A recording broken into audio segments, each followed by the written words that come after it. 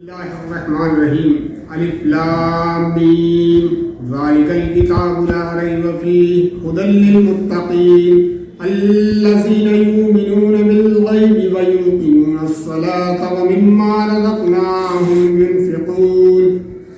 والذین یؤمنون بما انزل الیک وما انزل من قبلک وبالآخرة هم يوقنون أولئك على هدى من ربهم وأولئك هم المفلحون إن الذين كفروا سواء عليهم أأنذرتهم أم لم تنذرهم لا يؤمنون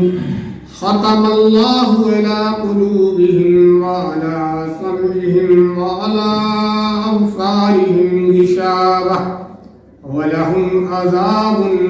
عظيم صدق الله العظيم الف لام میم یہ اللہ کی کتاب ہے، اس میں کوئی شک نہیں۔ ہدایت ہے ان پرہیزگار لوگوں کے لیے جو غیب پر ایمان لاتے ہیں، نماز قائم کرتے ہیں، جو رزق ہم نے ان کو دیا ہے اس میں سے خرچ کرتے ہیں، جو کتاب تم پر نازل کی گئی یعنی قرآن اور جو کتابیں تم سے پہلے نازل کی گئی تھی ان سب پر ایمان لاتے ہیں اور آخرت پر یقین رکھتے ہیں، ایسے لوگ اپنے رب کی طرف سے راہ راست پر ہیں اور وہی فلاح پانے والے ہیں۔ جن لوگوں نے ان باتوں کو تسلیم کرنے سے انکار کر دیا ان کے لیے یکساں ہے، خواہ تم انہیں خبردار کرو یا نہ کرو، بہرحال وہ ماننے والے نہیں ہیں۔ اللہ نے ان کے دلوں اور ان کے کانوں پر مہر لگا دی ہے اور ان کی آنکھوں پر پردہ پڑ گیا ہے، بہت سخت سزا کے مستحق ہیں۔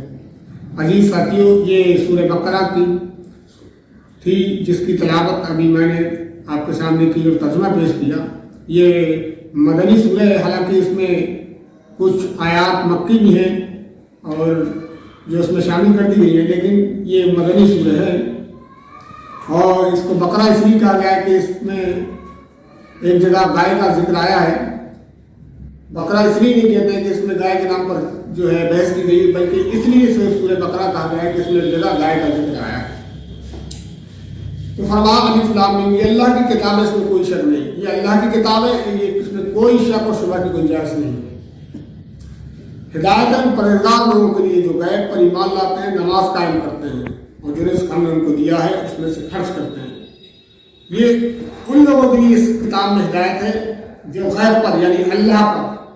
آخرت پر، جنت پر، جہنم پر، فرشتوں پر، جن کو نہیں دیکھا انسان نے، ان تمام چیزوں پر ایمان لاتا ہے۔ یہ ساری چیزیں غیب کی ہیں، ان چیزوں پر ایمان لاتا ہے، ان لوگوں کے لیے اس کتاب میں ہدایت ہے۔ اب اس غیب پر ایمان لانے کے بعد پھر وہ نماز قائم کرتا ہے، جس کے پروردگار نے اس کو حکم دیا ہے کہ دن میں 5 وقت نماز پڑھ، تو وہ اس نماز کو بھی ادا کرتا ہے، اس کو قائم کرتا ہے، تو ایسا شخص اس کتاب سے فائدہ اٹھا سکتا ہے۔ ہدایت ایسے ہی شخص کے لیے ہے۔ اور جو رزق ہم نے ان کو دیا ہے اس میں سے خرچ کرتے ہیں، جو اللہ نے مال دیا ہے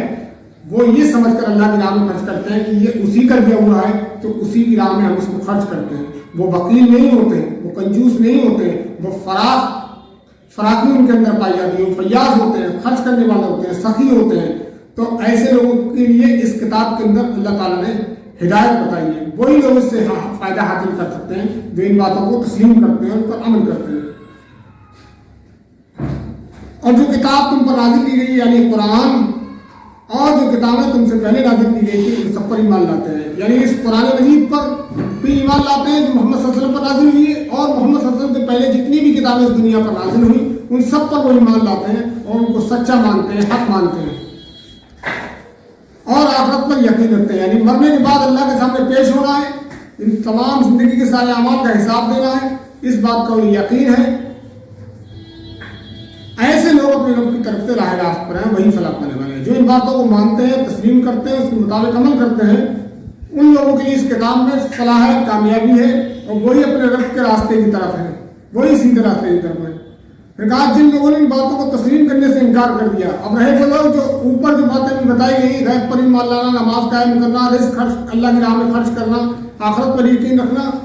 یہ جو ان باتوں کو ماننے سے انکار کرتا ہے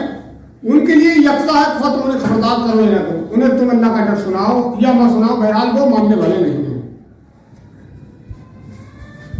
اللہ نے ان کے دلوں اور ان کے کانوں پر مہر لگا دی ہے، اس کا مطلب یہ نہیں کہ اللہ چاہتا ہی نہیں انہیں ہدایت ملے، ان کے دلوں کانوں پر مہر لگانے کا مطلب یہ ہے کہ وہ اللہ تعالیٰ کی طرف راستے کی طرف آنے کی کوشش ہی نہیں کرتے ہیں، تو پھر اللہ تعالیٰ بھی انہیں گمراہی میں ہی بھٹکنے دیتا ہے،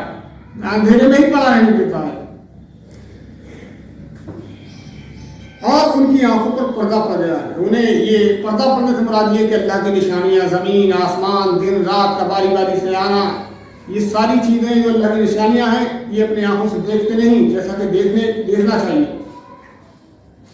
وہ سخت سزا کی مستحق۔ ایسے لوگ اللہ کے سخت سزا پائیں گے، اور اللہ کا عذاب بہت ہی زیادہ سخت ہے۔ اللہ تعالیٰ ہمیں ان باتوں